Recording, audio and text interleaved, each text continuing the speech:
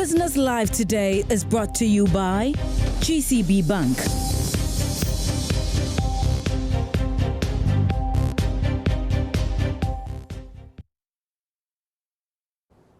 The construction of the ultra-modern Kwame Nkrumah Interchange at the former Kwame Nkrumah Circle has been greeted with a lot of excitement. According to government, the project, estimated at 74 million euros, will help reduce traffic in one of the busiest areas in the metropolis.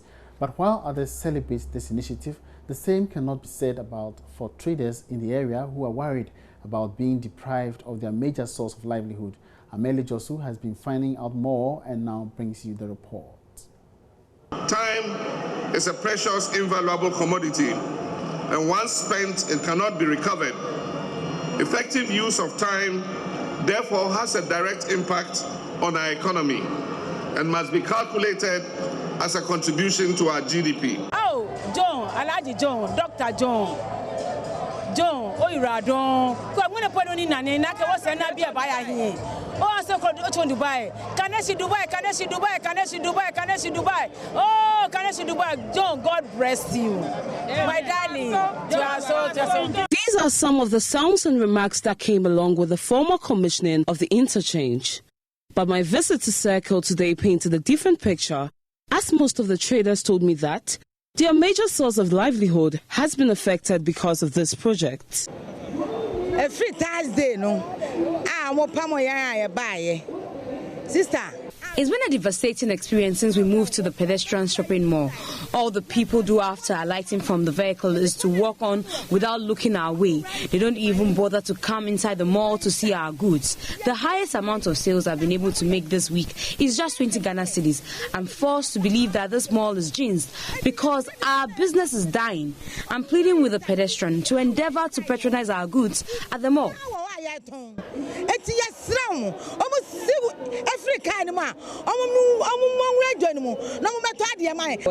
Sister Bombo cra oba thousand cra wunya bi na de akofie me take her so what I say mefa car mebe ejuma oba ejuma wunya ejuma 1 cedi go 2 cedi cra wunya bi. Our businesses are really suffering, and it seems most people are unaware that we've been moved to the pedestrian mall.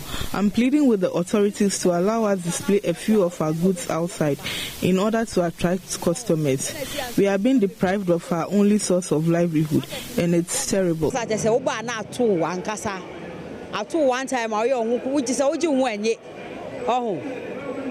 customers need to market because and I have Benyaka because Musia no Musia no Musia sound.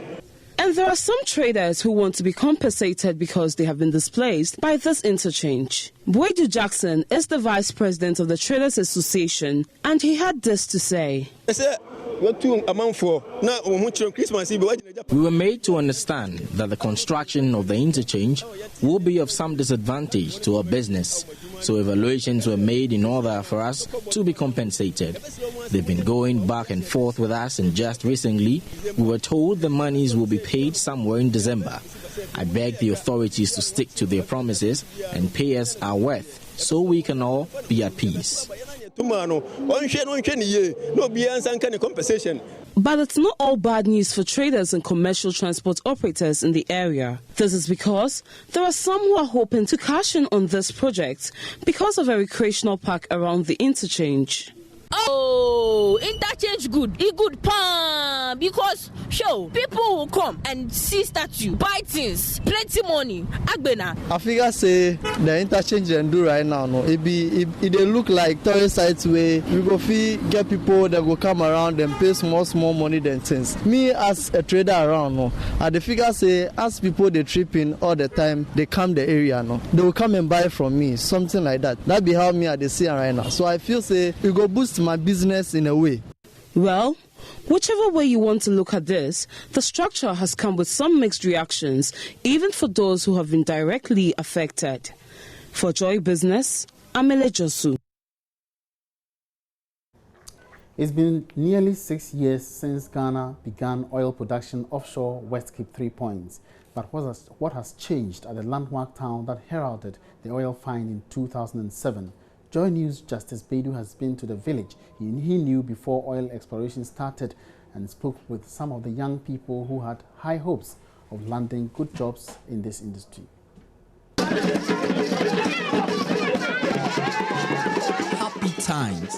Village folks dance their hearts out. It's the Kundum Festival, the traditional dance of the Ahanta people. Welcome to Cape 3 Point, the epicenter of Ghana's oil industry.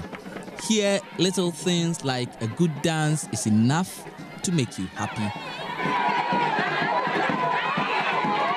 But inside, all is not well. It's been nearly 6 years since Ghana began oil exploration and 9 years since this small town was announced as the landmark point where the oil find was made. While political promises in the years that followed raised hopes of what fortunes oil would bring to people, not just here, but the entire country. When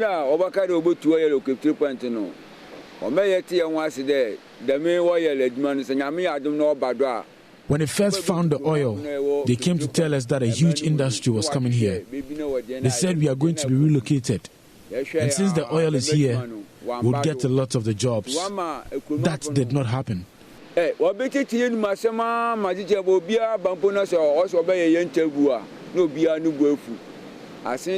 Every day they come and interview us.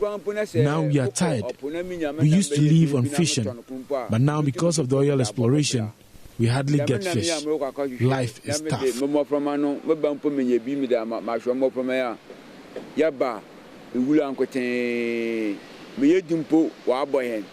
I first came to Cape 3 Point in August of 2007. It was just about the time that oil had been discovered.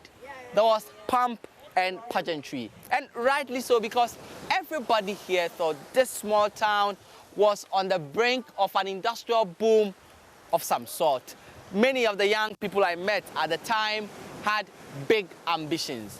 Now, though, the same people that I've met seem to be struggling to land the oil jobs they so dreamed about.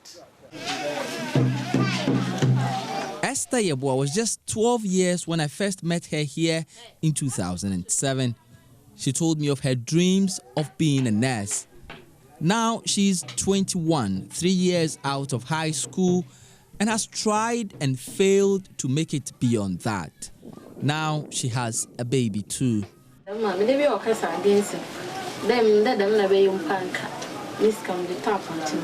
Even my mother regrets taking me through school because I don't have a job. I'm still a burden on her. She hoped I'll get a job in this industry after school so I can help her too.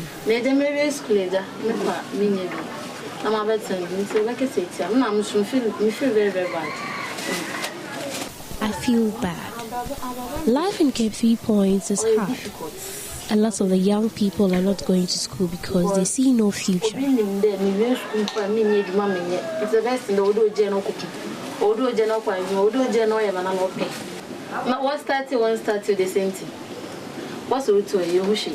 A lot of people think there's money here because of the oil, but nothing has changed. There's noise about Oil City, but there's nothing here.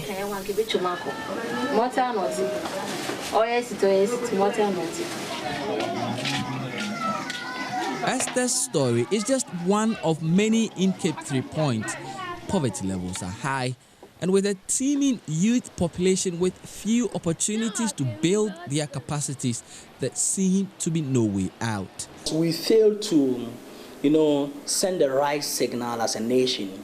One was the fact that we should have communicated clearly to citizens that this oil is not in the quantities that can transform the economy significantly, so that people would have known that they shouldn't put their hopes high. We should also have communicated that this sector would not employ widely, so that people would not have high expectation. We should also manage expectation in terms of local development, because apart from Cape 3 Points, there are several communities that thought that there will be development in those areas. So we should have, managed these information at that point we were going for elections, and most of the political campaigns was on what we would do with our oil money and things like that, still raising higher expectation. And I would say that still politicians are still in the mood of raising expectation relative to oil and gas. Ghana goes to the polls again in a matter of weeks. New oil fields have been discovered since the Jubilee find, and at least $3 billion has come to government in oil revenues in the last 6 years.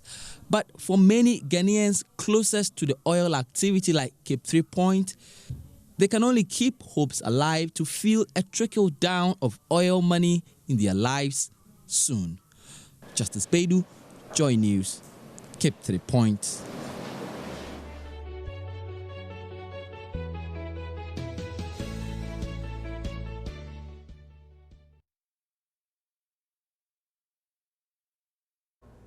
Thank you very much for staying on Business Live. It's now time for the Joy Business Van.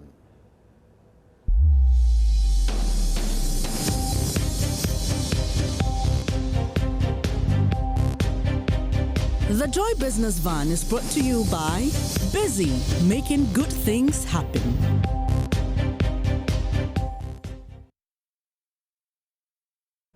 Now, starting a lucrative business in agriculture can be tough, especially if you are just coming out of school. Land, capital, and the right contacts are but a few of the many challenges a young woman could face in what is seen as a male-dominated agricultural sector. However, 2 years after starting the Guza Kuza initiative, Nana Adwoa Sifa is making it much easier for young women looking to go into agric. Kukua Apia was on the ground with her for the Joy Business Van.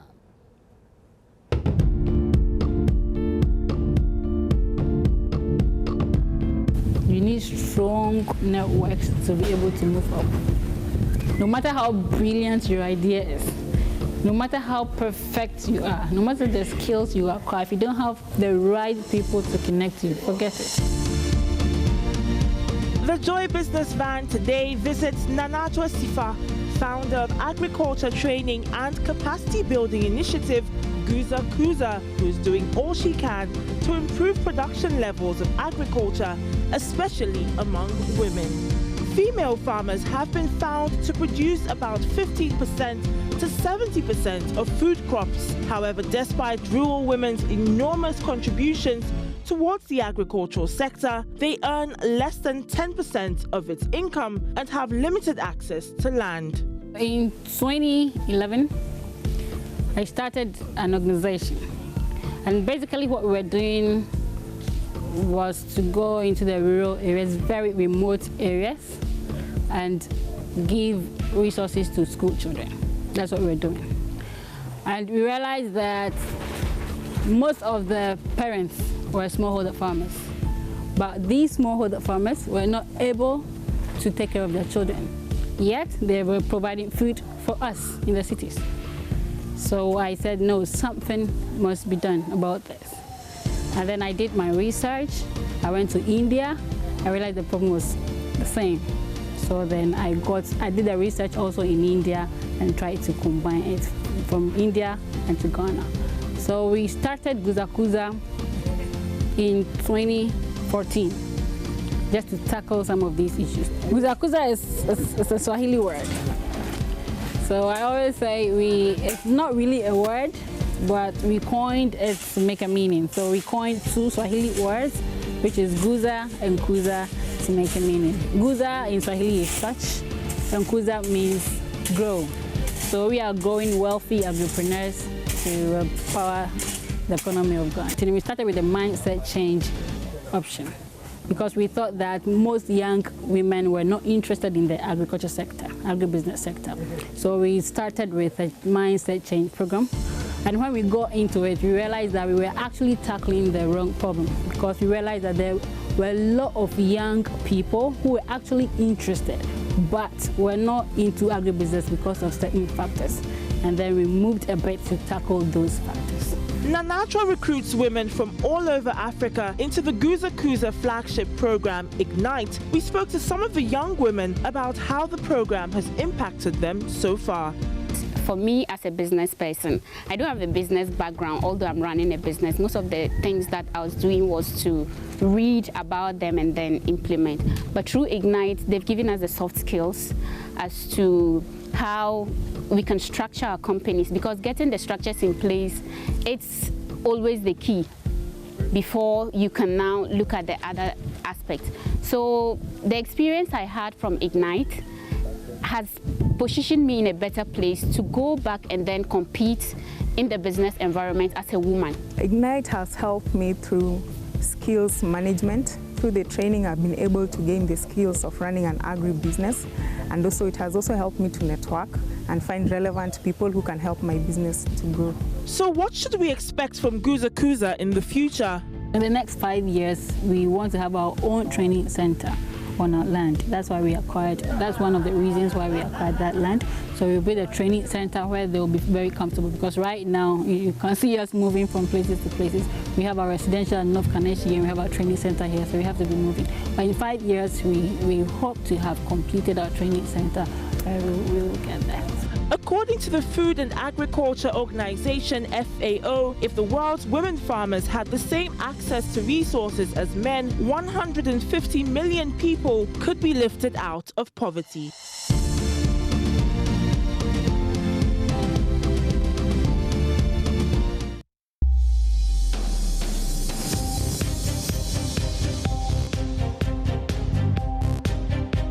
The Joy Business Van was brought to you by Busy, making good things happen.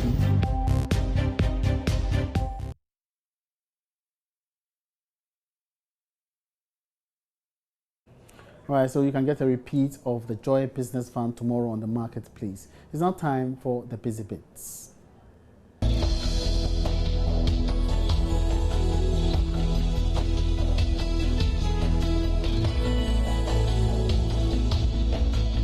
The name of the game is power consumption, and you need to reduce yours to as little as possible. Activate your laptop's battery saver or eco mode. To do that, click on the desktop taskbar, then click on the battery save options. You can also disable unused applications and ports to save power.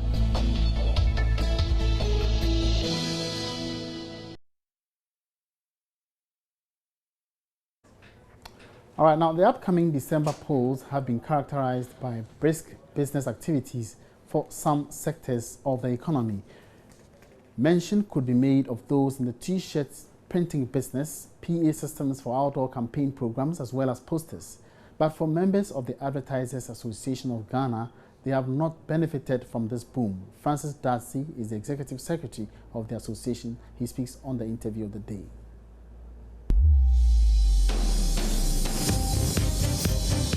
The commercials will be of benefit if the production and the flighting and the placement is done by association members. But you have situations where the political parties are walking directly into the radio station and making these placements. The giant billboard, yes, we own the giant billboards. Our members own the billboards, not. But if you look at the proportion of the giant billboards that we have, and the proportion of the very small ones and all the flags and all that is coming up, which is creating a clutter and affecting the environment, it is not coming to us directly. I hope you understand what I'm saying. Your members not being that proactive, because especially if I'm a radio station around this time, I would approach all these political parties to cash in on this. Maybe your members are not being that proactive. My members, I couldn't speak to it, what I know, but in terms of the fact that there are discounts that you can get from the radio station, can give a lot of discounts directly to the political party when they walk in here directly, but our members will not get the same level of discounts, because you can give 50% discounts and other things to them, because the expectation is that it's a political cash cow or windfall seeding, so you give them so much so that you can align with the radio stations, which in the normal course of business our members will not have. You understand? So basically, this is what you have. So yes, the adverts are good and things, but I'm saying that the windfall is to the advertising industry and to the radio station who are part of the industry, but for direct benefit to my members, I want to say it's a handful. Thank you.